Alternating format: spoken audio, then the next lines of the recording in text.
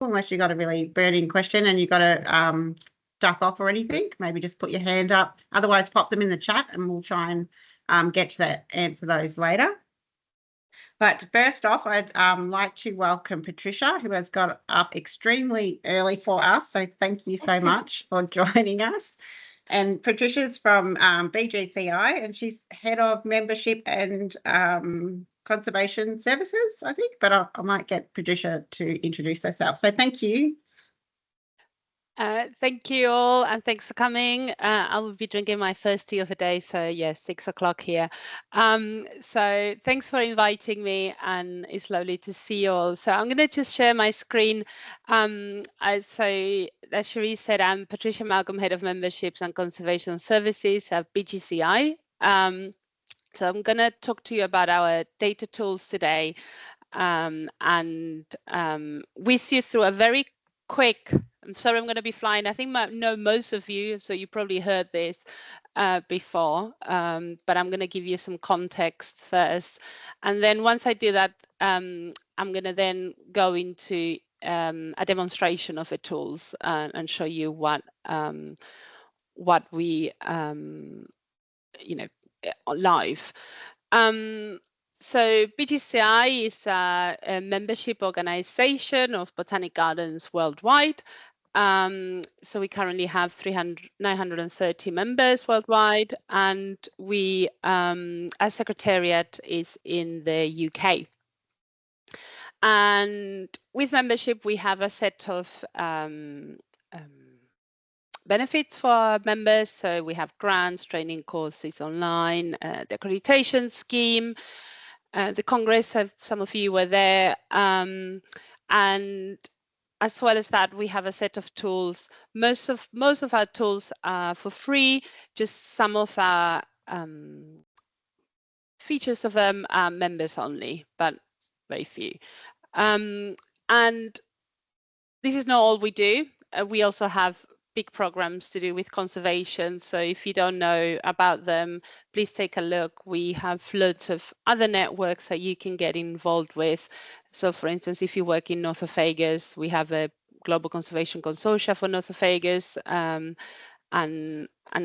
others. So please take a look. I'm not going to go through them. So our data tools, we have a suite of them, and the idea is that they are freely available for the conservation community to be able to do your jobs and target really what you have in your gardens, whether they're threatened or not, and do conservation plans, maybe countrywide. So what I'm going to talk to you today mainly is about PlantSearch and GardenSearch, those two in the middle. Because we have just been through a lot of development of those tools. So GardenSearch holds information of all botanic gardens in the world and their facilities, and PlantSearch the living collections within those gardens. This is how GardenSearch used to look. I always thought it was quite, we've been working so hard, so it's nice to see how much you've achieved after a while, because sometimes you think you're not doing enough, but this is how it used to look. And we now have new tools, a new face of it, and this is it. I'm going to go into it in a minute, and I'll go through when I demonstrate, but we have, it's a lot more easier to go in and change the information. There's filter functions and an ability to then track the GSVC actions. Well, that is mainly why it's what built. So yeah, it would be great if gardens update their information in there so that we, as a community, we know who we all are. Unfortunately, we had quite little since we launched it 2 years ago. We've been trying hard to ask people to update their profile in GardenSearch, and here is that by region. So if you look at the blue, that's how many gardens by region have updated their information. There's big gaps, and there's a lot more gardens that need to do so. So it would be great if you could take some time to do that, and you could spread the word in BGARMS about it. And then there's PlantSearch, and PlantSearch holds the living collections of those, the information of those taxa in your collections. And with the new system, we have a new checking of the names. As you upload the information, they get checked against Wellflower Online and Powwow and IPNI. And it's aligned and linked to thread search, global tree search, IUCN assessments, exceptional species, crop relatives, and CITES. And those of you who are members can not only search, but can also see in how many ex situ collections a particular taxon is, but also where. And I'll show you. And you can also download a report. If you're uploading your data of your garden, you can download a report that can help you assessing your own collections. And I can show you. So I've created videos for all of these on how to upload, how to, all the things that I'm going to show you now. So I'm going to pass to the demonstration. Sorry, this was there from earlier. So this is GardenSearch, and I was cleaning some of our data for Australia, actually. So you can just search for any term here, but also in advanced search, you can go now by, you can go Victoria to Australia. I don't know where you guys are. I don't think it is Victoria, but anyway, there's Victoria, Australia, and you can get the gardens that, according to GardenSearch, are there. And you can do this for any of the states in Australia, or for countries, or whatever you want. And then there's other filters here in the left that you can use. And then I'm just going to click on one. On the garden, you have the contact information about the general information about the garden, and also the contacts that the gardens might have. Now here at the bottom, it doesn't say updated, so it means this garden would be great if they could update their record on GardenSearch. If we look for, I know that, for instance, Cartagena.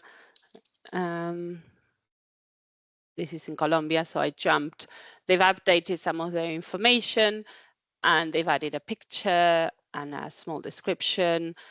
And there's information of what networks they might be involved in, and information on the contacts. And there's also all these other questions those are the ones related to the GSBC actions. In this case, I haven't updated this. So it would be great if they're just like yes or no questions or ticking questions. They're not too difficult. So when you log in, and this is free for you to create an account, you can be linked to a garden. So because I'm an admin, I can be linked to many gardens, but you would here, if you're not linked, you can go here, request to edit a garden, and we will, if you don't have like the ending of an email that is the same as your gardens, then we will ask you for a reference to know, are you actually working for that garden, to link you. If not, it should automatically link via the email.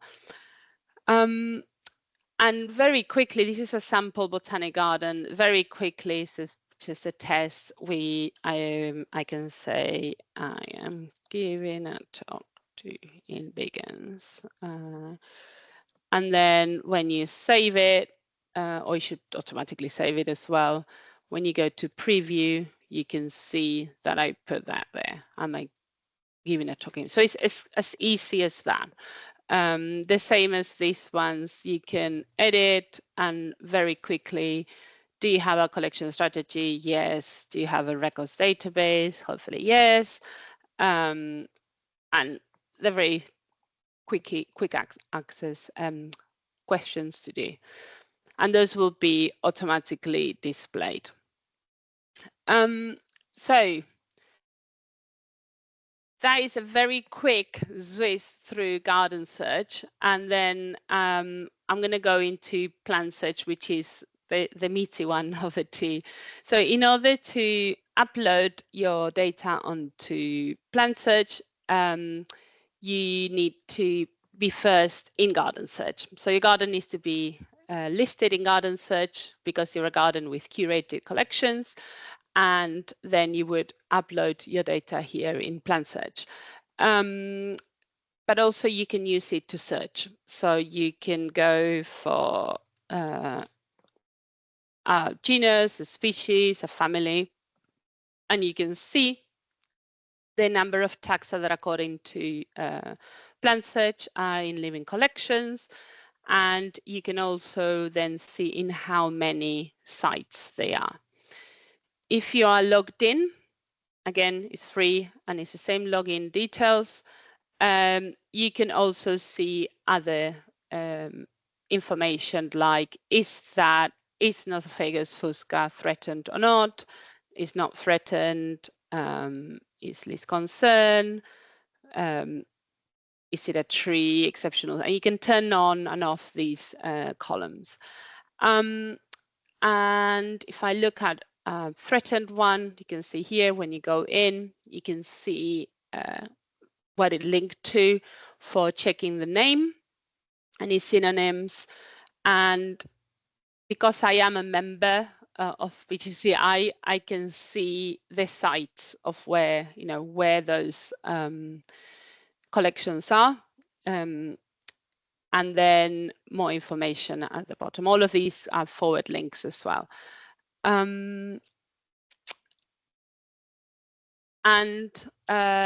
Yeah, so the other thing you can do is you can download the information, and you can download, I think it's up to 1,000 records, and you can tick or not tick whatever you want of that data.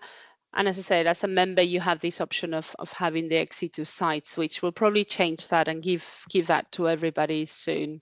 So as we introduce the communication between gardens to be able to say if material or information exchange between gardens, so a communication.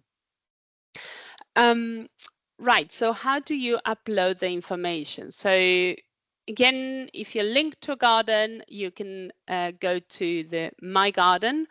So I am in this sample botanic garden. And the idea is that if you could do this on a maybe annual basis, and I'm going to open an Excel and show you what data. I've got some dummy data here. It's opening. Ding, ding, ding. So I'm going to show you what I've got.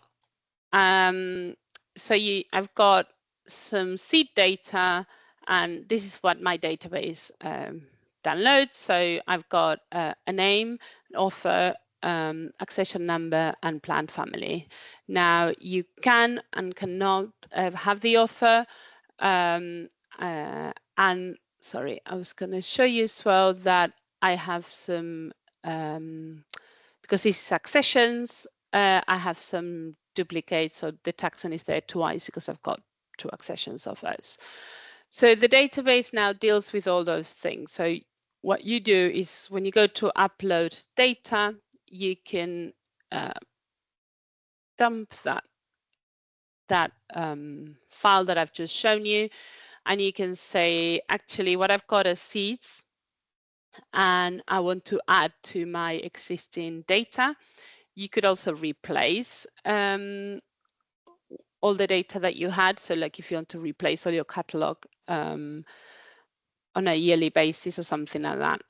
And then it's already it already found that this is my scientific name. My column was called scientific name, but it's already told me, oh, that's name, that's author. We're not including accessions number or family information. And if this gets it wrong, you can actually tell it, actually, no, that's a hybrid column or so on. And you have here a list of all the columns that it's accepting. And again, it's seed, and I'm going to add it, and I'm going to save it. So that's uploading onto PlantSearch. And it shouldn't take too long. It's fairly fast, and you can do it for. So this is telling me, so there's 14 taxa that have more than one possible author available in the reference sources. So would you like to auto assign it based on what's most commonly used by others? Usually that works quite well. You have the choice to auto assign it or to skip it. So I'm just going to go to auto assign. So it told me 7, there were duplicates in there as well. So here it told me how many duplicates. So it's a fairly easy process. And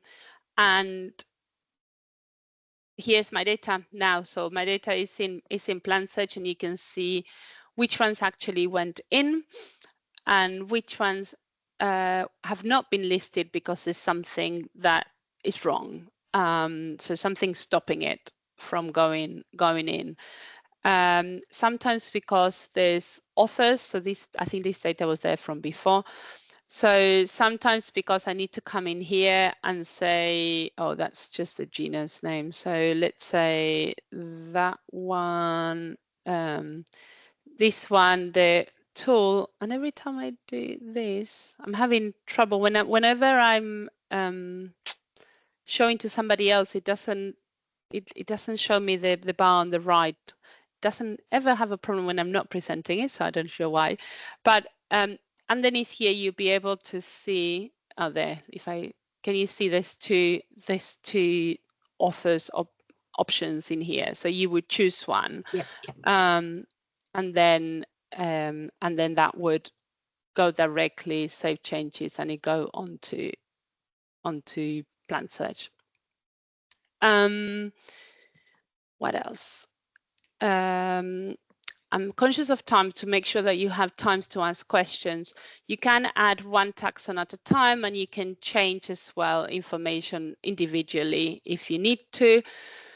The nicest thing, I think, is, let's say, of a taxa that you have online, you're interested on only your, where's it gone here? You're interested on only your, excluding your cultivars. You want to download this information. And what it gives you is it gives you a CSV file or Excel that has the information of your own taxa.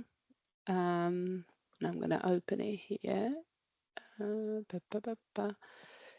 So it gives you the download of all the taxa within your garden. It gives you links to the reference sources. And it tells you, and again, every time I do this, doesn't work, but it should tell you how many ex-situ sites are there.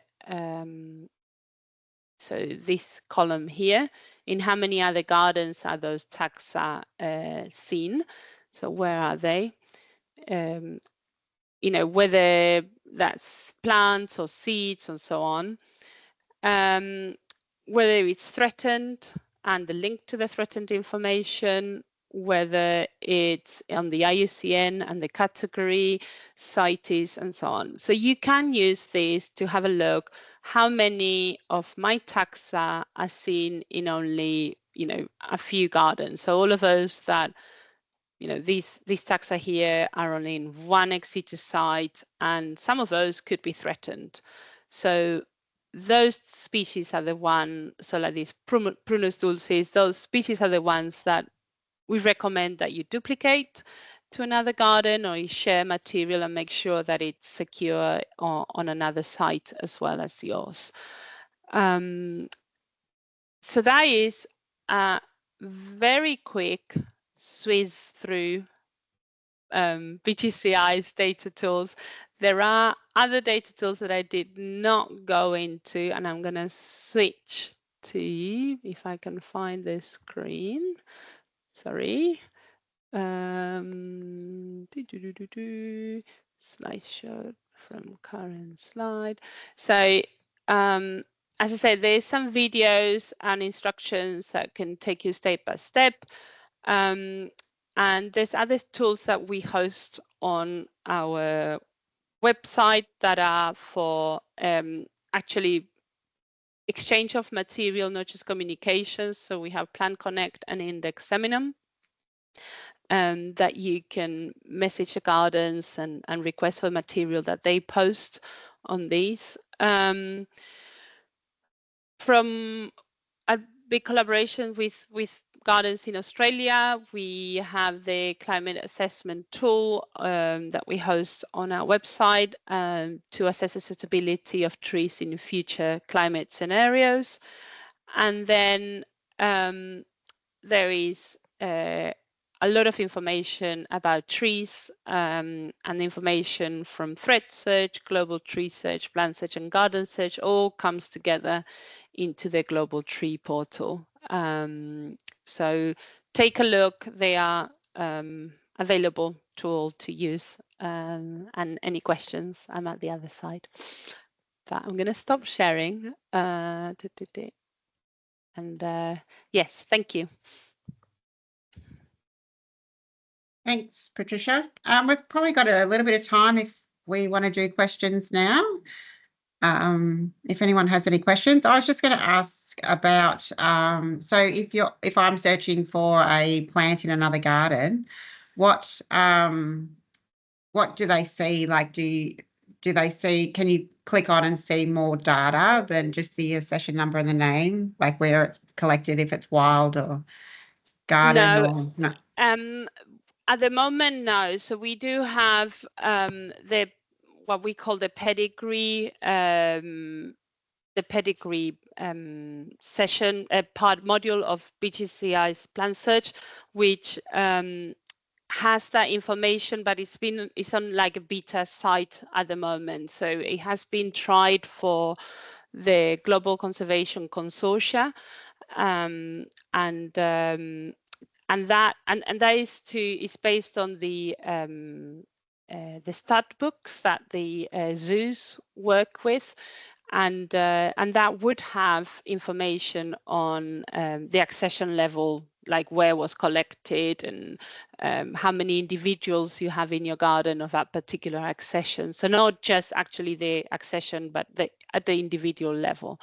But at the moment, it's quite, I would say, there's not those nice bulk uploads and bulk downloads and things like that. So this is quite a manual thing.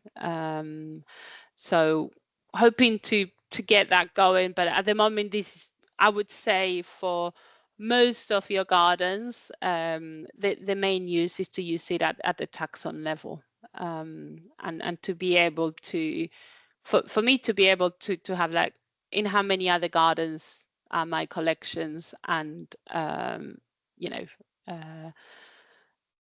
also where are they threatened or not threatened, and so on. Yep, thank you. We've just had a couple of questions come through in the chat.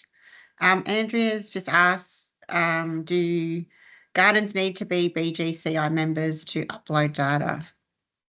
No, this is available to everybody. So to upload and also to download your own assessment of your own garden, that's all freely available. So no, only at the moment is the ex situ sites, to be able to see where those collections are.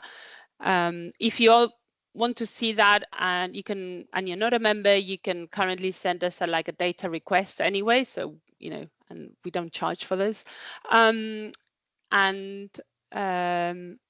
But we are looking into adding a communication facility between gardens, like what we used to have in the old PlantSearch, but better, where you can actually choose which garden to talk directly according to what species they've got. So we are looking at opening up that XC2 sites so that anybody can see where everybody's collections are. But anybody within the botanical community, I want to make that very clear. So you have to be listed in GardenSearch, and you have to be linked to a garden. So to be able to do that. Thank you. And Emma also had a question. Is BGCI using this data to look at gaps in ex situ collections? Yes, when we get some time from developing it all. And really, yes, Emma, and that's what, and not only for us, but also for, we get some bulk data requests from people when they can't get the information. So if you're working across a whole species, a whole family or something like that, and the tool, you can't download the information yourself, then, we have these data requests for analysis and for research, for people.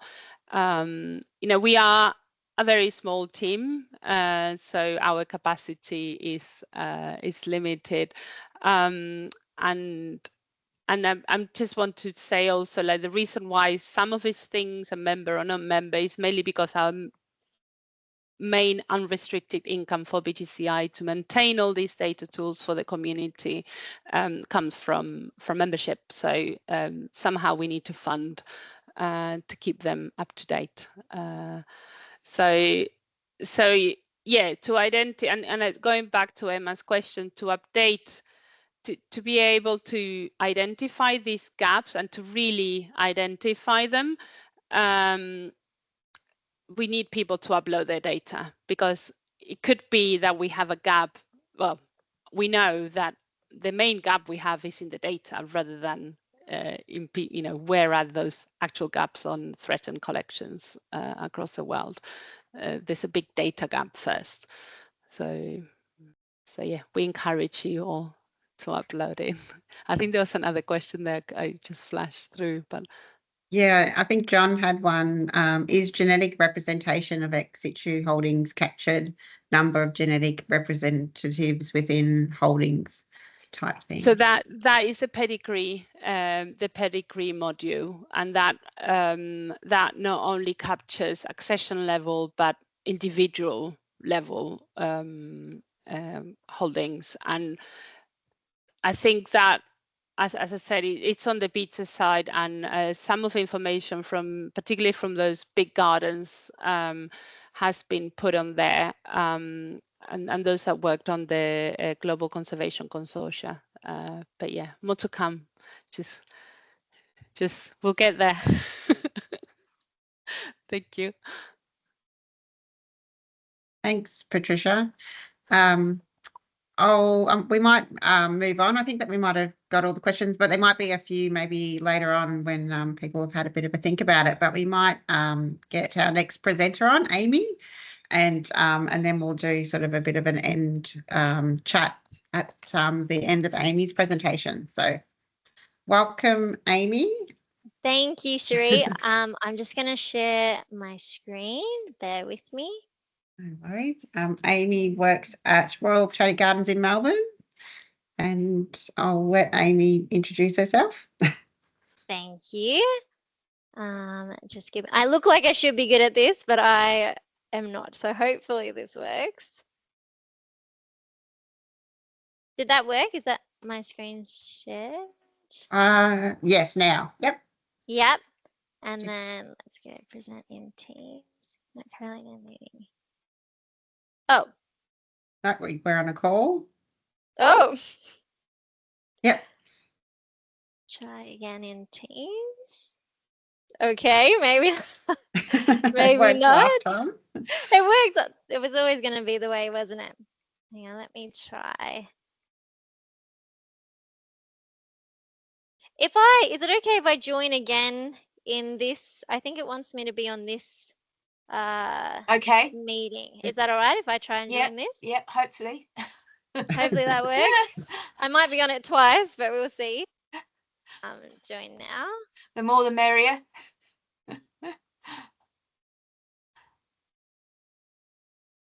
Oh.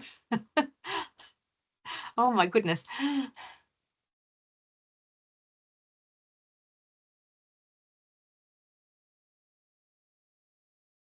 not sure. We can't hear you, Amy. Sorry, can you hear me now? Yeah, Oh, yeah. yes. Okay. And Oh. I'm echoing. Oh, Yes. you're echoing. Yes.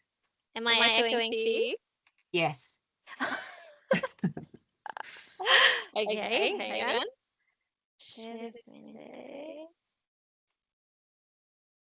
Maybe turn the sound off your computer, one of your sharing computer. How's Press that? the- Yep, that sounds better, I think. Nope. No, still there. So sorry. What about it? Oh, Can hey, you hear me now? This happened to me the other day. It might be because you've got 2 sessions running. If you know how you joined again. So Yep. if you turn off the first one that you were in, it'll stop the This echo. one. So if I leave this one, See what Okay, So happens. keep this Teams one that you're on open, but shut the other one that you had. did that work? I think that's better. Yes. Yes. Yes. Okay. And let's. We just don't have you on screen. Your camera's gone. But that's okay if you don't have a camera on the other one. No device. I don't. Oh, how about that? Am I on? There we go. Yep. So Perfect. sorry. And do you see my slideshow? Yep. Yes. Yep. That's And great. do you see? Hang on. Let me make that big. Is that full screen for you? It is for me, but I'm on a small computer. Okay. Please Yes, let me know it if is. it's not. It is? Yep. Yeah. Okay, great. So sorry about that. Thank goodness we found our way eventually. Oh, okay. Thanks so much. My name is Amy, just to repeat, and I'm a horticulturist from the Royal Botanic Gardens Victoria's Melbourne site. And I'm the curator of the Grey Garden, the Grey Garden Escarpment, and the Camellia collection, which is kind of a couple of varied collections there, which I love. As a horticulturist at the Royal Botanic Gardens Victoria, we are encouraged to be brave and creative and adventurous in our works. And we're encouraged to think outside the square and come up with new or alternative garden management practices to utilize some of our unconventional or maybe less conventional sites. And so, inspired by this and inspired by previous works, I found myself reassessing my own underused sites and being drawn to the Grey Garden Escarpment. This quickly progressed to me, I guess, falling down the rabbit hole in a sense into this incredible and incredibly complex world that we like to call escarpment horticulture. So before I jump into it and get too far into it, I would love to share with you just a little sneak peek into this special world of escarpment horticulture and the many layers that come into play.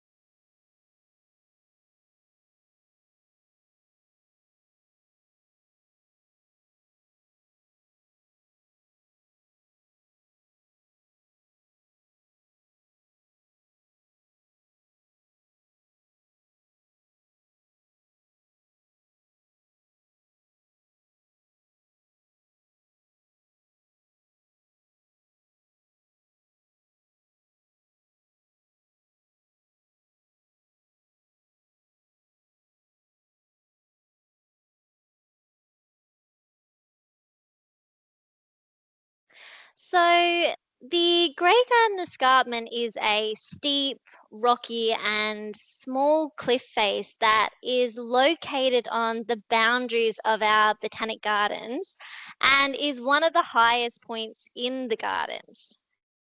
The first peoples of the lands are the Wurundjeri Willem of the Woiwurrung, and this is a significant site for our First Peoples as it would have been an important viewing point with extensive views looking out over the Birrarung, which is the river, to the northern landscape beyond.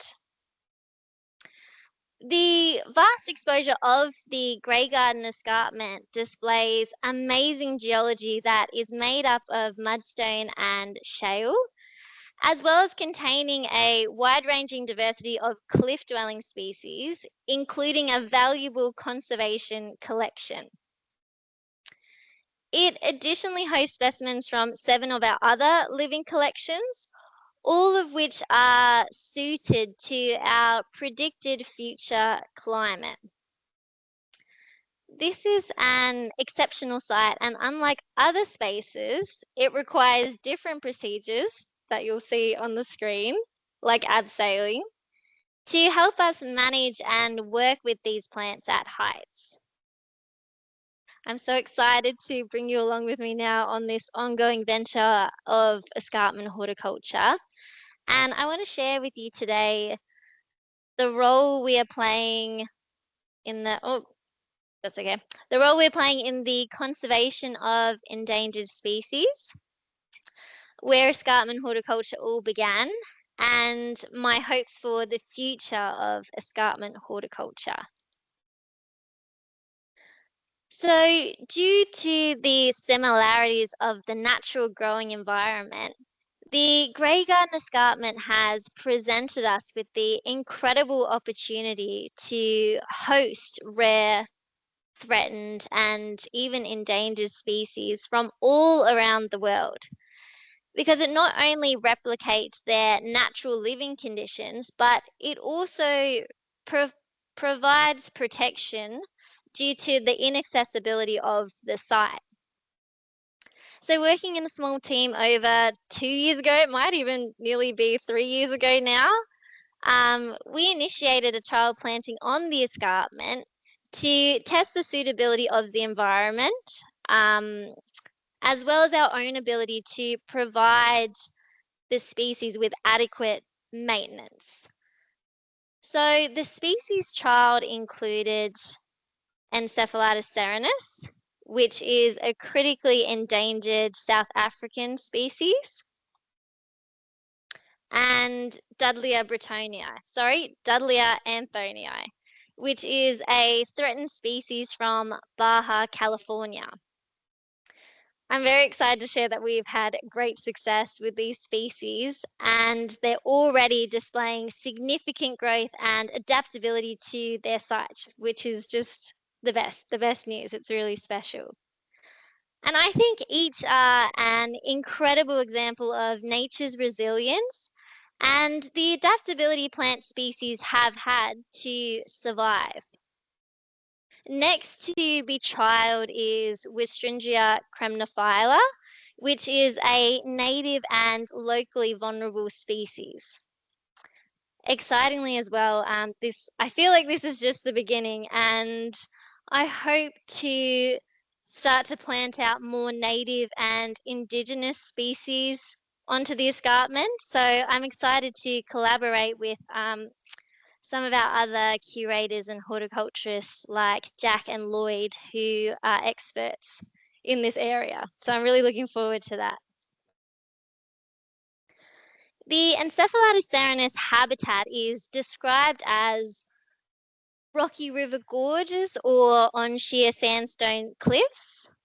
And due to the similarities to our site, and given the favourable growth shown, we are very excited to share that we are in the initial stages of a stewardship program where we're partnering with the GC3, which is the Global Conservation Consortium for Cycads, to help protect and share this species into the future. This is really important because, as I mentioned previously, the Encephalitis serenus is critically endangered and has less than 5 mature plants remaining in the wild, which is really shocking. It's a really incredible cycad and it's seriously under threat. The type locality population is believed to be extinct, which means it now occurs only in a single subpopulation. And some reports even have suggested that it may already be extinct in the wild. Devastatingly, the cause and continued threat to serenus are collectors and poachers. I think that now is a really good opportunity to share with you a very small part of a very beautiful, powerful, and I think really relevant poem by Anthony E. Lovell. And the poem is called The 1 Million. And I'm just going to read to you a part of it, which I think is really relevant. My passion is wildlife. My impulsion is to write about endangered species, even more so those critically, those on the way over the edge or already over, clinging on. I write to collect the strands, to weave into a rope, a very big rope, super strong. A rescue rope. Nothing less is needed. A rescue mission must be mounted. Admittedly, slightly mad, I take this on. Many hands make life work. Gather all the resources. Bring the fading back to life brilliantly. This poem, I think, serves as a great reminder that it is our responsibility to protect and preserve these threatened species. And of them, there are so many.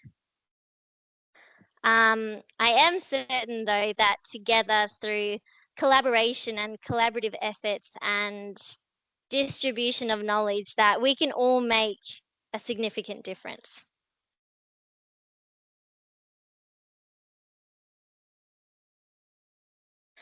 I want to take you back now to, I guess, 3 years ago when my team leader, Tim Ubergang, and I first questioned what could be possible for this amazing escarpment that we had in front of us. With little to no abseiling or working from heights or arboriculture experience between us, we began to ask how we could manage this unique but very steep site. We needed to physically access the site to be able to do our basic horticultural duties, and this required creating an abseiling system. So whilst abseiling isn't a new concept by any means, we found that doing it on a site like ours actually turned out to be quite uncommon. Tim and I we went to many working from heights courses, which they were absolutely necessary and very useful, but we did find that our learnings did not 100% correlate with exactly what we needed. So we recruited our incredible arboriculture team and our arborist, Peter Burby, who you'll see up the tree there, who has over 30 years climbing experience. So using a combination of arboriculture, abseiling, and working at heights techniques, Peter created us a unique system that was specifically tailored to our site. Our climbing system has expanded now to include the use of ropes, prussics, carabiners, slings, pulleys, belays, anchor points, much more, all paired with a variety of different knots. So this system, unlike many others, allows us to not only abseil down the escarpment, but also climb back up, which is really important for our works.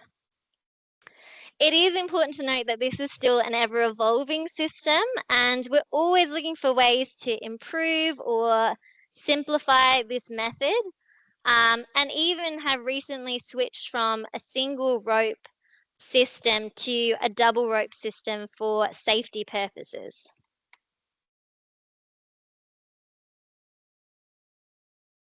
So Tim and I have now been accessing and managing the escarpment for 18 months to 3 years, like I keep saying.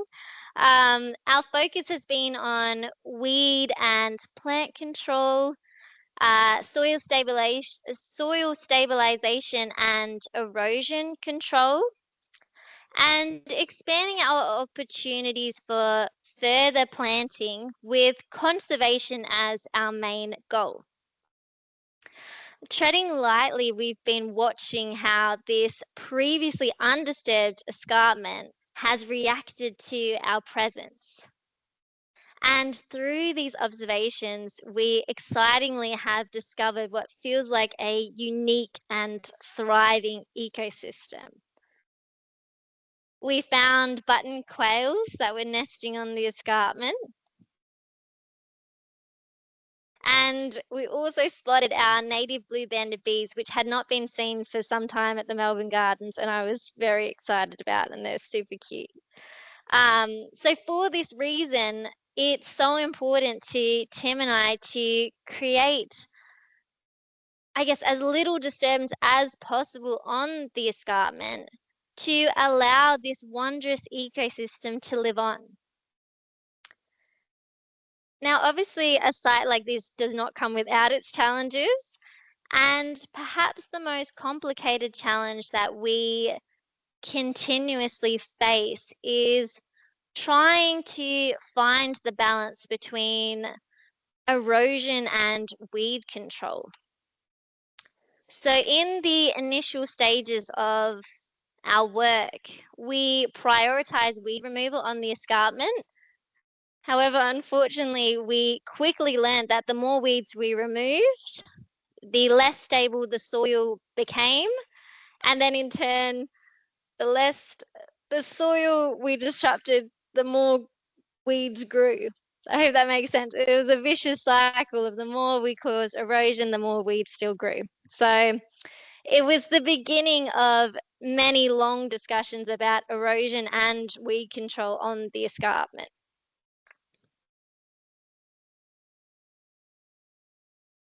Excitingly, though, I was very lucky to learn of a potential solution whilst attending the 8th Global Botanic Gardens Congress in Singapore this year. I attended a wonderful talk by Jezere from, excuse my pronunciation, De La Salle in the Philippines, who discussed the use of a coconut fiber-based textile that acts to improve soil stability and prevent erosion short term, allowing new planted specimens time to grow their roots for long-term soil stabilization. And we are currently trialing a similar method now with jute mat, which you'll see in the photo, in selected places. And we'll continue to monitor this over the short term to understand what potential benefits, what they might be. So this is to be continued, and we're excited to see what outcomes might come out of this, and I will definitely keep you posted. So whilst I've spoken now a lot about our escarpment at the Botanic Gardens, I do want to bring your attention back to the wonder and awe of a naturally occurring escarpment in habitat. The diversity of vegetation displayed on cliff faces are vast and just growing in some of the most impossible of places. It really is amazing. One of our many goals is to be able to preserve these incredible cliff-dwelling species in their natural environments. And it is important to remember that these are often the last population of these species, as highlighted by Larson in 1999. For many rare and threatened species, cliffs may be a final refuge. Cliff ecosystems provide 35 to 66% of the world's endemic plants. Our early success motivates us with the potential of hosting ex situ collections of other endangered cliff-dwelling species. And we also hope to partake in future field trips to learn more and assist in the protection and preservation of the threatened species.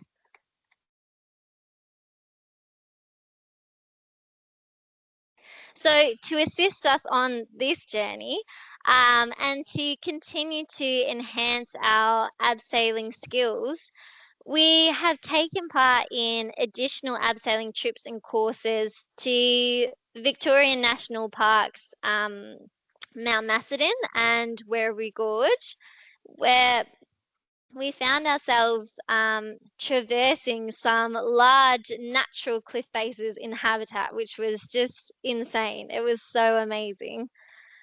So from these courses, we learnt how to abseil off nothing more than a little nut crammed into a crack in a rock, which was so insane to me. And I definitely made sure Tim went first to make sure it was safe before I went. But it was just so incredible. And we also learned important safety and rescue techniques to be able to rescue each other if need be, which was really important as well. We again prioritize the importance of having as little impact as possible on these natural cliff faces and have additionally been researching the use of drones to monitor cliff species. So again, at the 8th Global Botanic Gardens Congress, I was extremely privileged to meet with Ben, who is a GIS and drone program coordinator from National Tropical Botanic Gardens in Hawaii. And Ben is paving the way with drones to help monitor and collect seed of threatened and endangered Hawaiian species.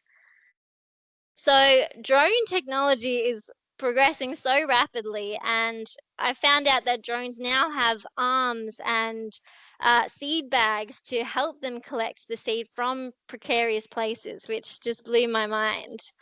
So this is an avenue that we are excited to explore further and hope to continue to learn more about. I'm very intrigued by it. So before I mention, I'm so sorry, I don't know what the time is. I am wrapping up. Before I get to all the wonderful people who I need to thank, I just want to leave you with this final thought to ponder, that escarpment horticulture is essential for the future of our cliff-dwelling species. And I want to encourage you to reassess your own underutilized sites, or your cliff faces, your escarpments, to think outside the square and explore unique or unconventional ways of horticulture, to be creative and be adventurous, and don't be vertically challenged, because you never know, there could be a species on the brink of extinction closer than you think. Okay, sorry. The final one is I just want to say a massive thank you. This whole journey would not be possible without the collaboration and support of my amazing team at the Gardens, and my team leader, Tim, my manager, Claire, our ARB team, Aaron from the Melbourne Climbing School, and much, much more. So thank you. And thank you so much for listening. And it's been such an honour to be able to speak to you all and share. So thank you. Thanks, Amy. That was fantastic. And yeah, what a great way to, you know, see opportunity in those challenging sites. And I think a lot of gardens, Australia and around the world, would have those difficult sites or challenging sites that they just don't know what to do with. So that's Yes, fantastic. Yeah. that's absolutely. great Yeah. going. The more I dive into it, the more I discover how many there are and actually how many people are also doing this already, which is so incredible. Yeah, I think Emma might have asked if anyone online was using this type of horticulture, and how are you interpreting this to your visitors? Have you set up interpretation at Melbourne Gardens on what you're doing with the No, escarpment? Not yet? no, not yet, but that's such a great idea. And I definitely think it's something that we will be leaning to in the future for sure, because we do get a lot of questions on it. And especially when we're climbing, people on the tan track below often stop and wave at us or ask us what we're doing. So to be able to have a sign or something out there to share with people, especially when we're not there climbing, is such a great idea. So definitely, I think something we will be moving to do. Yeah, yeah. And I think Emma mentioned how fantastic it was that some of the networks and people that you met, and using some of that knowledge and inspiration from Singapore Congress and bringing it back to Yes. Australia. So well done. Absolutely. Yes. And I know that before we went, drones were something that we had kind of heard about. I'd read a couple of articles on it, especially to make my presentation. And one of the articles I actually read I was able to meet him. He had collaborated on the article, one of the authors, I guess. Oh, So wow. it was really special to actually meet them and see. I didn't know they had arms. I didn't know they had seed bags. So to see how quickly they're progressing, and he was speaking about maybe coming to Australia soon and all these different things. So you're so right. I was so lucky to go to Singapore and meet so many amazing people, and also just be inspired by everybody. It just makes you want to keep doing more. Yeah. And Thank you, Patricia, Emma. you had a question. Yeah, Oh no, yeah, just about I a can site. tell you. I think it's nice. Yeah. I can tell you that. Yes. I mean, I'm sure there's more than just Gothenburg Botanic Garden in Sweden, but I visited there this year, and the first time I went there, and I was amazed how the topography of a garden. I mean, they allow, it's just natural. They have a whole part of a garden that is completely natural, and you have like all these, fairly steep cliffs for a Yes. botanic garden. Yep. So I don't know what they do. I think it's mainly naturally managed by, I wonder whether they use that amazing topography Yeah. for just a thought. You might want to reach out to them. Definitely. I found it quite incredible that that they leave, like, there's no like health and safety things for the visitors, so you can walk around those places quite like, Oh. yes, I know for the UK that like they would not, but it was great. You could Wow. Yeah, I yeah, guess great exposure for everybody to be able to see yeah, that and get a closer look, because everyone is so curious, because it's just such an unusual thing, yeah. isn't it? But definitely OH&S, even it's something that we battle with here. So it's amazing that they're able to manage it, I guess, in a way. But thank you so much. I'm definitely going to look them up, because I'm so intrigued by how other people are doing it, and I guess hearing their methods, because there's always probably a different way of doing it, or an easier way. So thank you. I'm going to definitely No explore that. problem. Thanks.